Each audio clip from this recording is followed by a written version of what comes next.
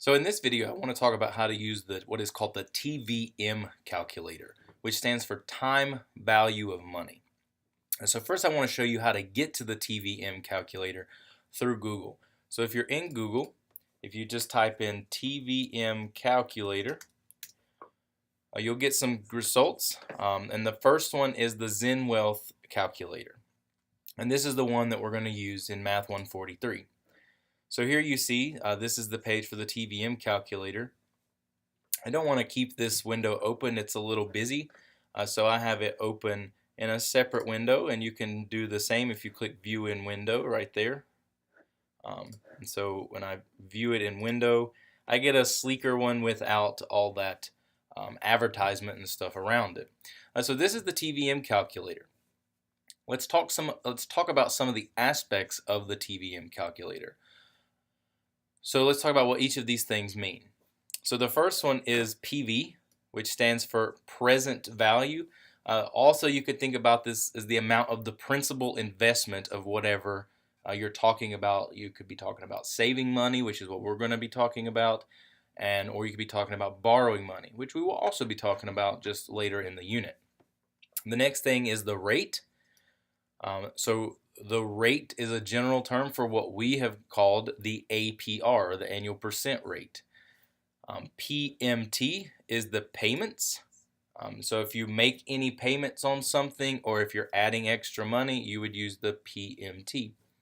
And then periods is how many times are you maybe depositing money, or receiving interest, taking out money, so forth and so on. So how many times will the thing that you're doing occur? And that would be the periods. We're going to look at an example, of course. And then the next is the future value. This is how much that it would be after all those of periods have occurred.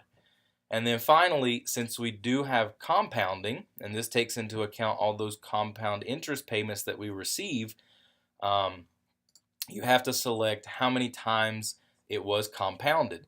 For example, semi-annually, which is twice a year, quarterly, which is 4 times a year, monthly, 12 times a year, weekly is considered 52 times a year, and then daily is 365 as a standard. And then these at the bottom are buttons that you can click that will it will do the calculation for you. So let's look at an example. So here we have our first example. Suppose you have an account of $1,000 and it's invested, and in that account we receive 3.5% APR compounded monthly. We want to figure out how much would that $1,000 be worth after 5 years. So with the TVM calculator, I already have the present value put in as 1,000. Don't put any commas in, it will throw an error. It doesn't understand the commas. And I've put in the 3.5%. Now notice I've put it in as a percentage. I did not have to change it into a decimal.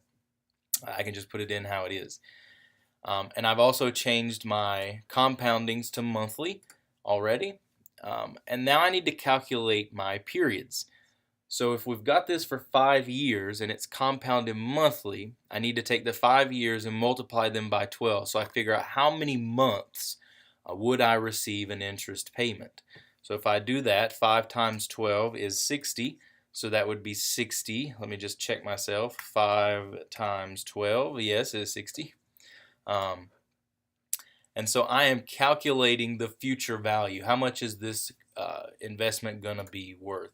So I click FV and it will automatically calculate and tell me that that investment would be worth $1,190.94. So right there, I would have the future value of this investment. So that is how we can calculate the future value of some investment or some savings account. All right. So let's look at another example. Here's our second example. Suppose I want to save $50,000 over a 20-year period. I need to figure out how much money would I need to invest into an account today if I have an account that pays 2.75% APR compounded quarterly to achieve my goal.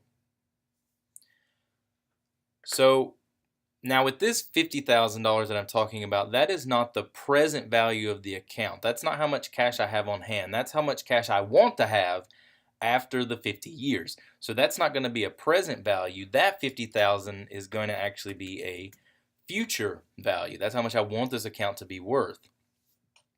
And I got 2.75% interest over 20 years compounded quarterly. So that means I'm going to receive an interest payment 4 times a year for 20 years. So 20 times 4 would be 80 interest payments, or 80 periods.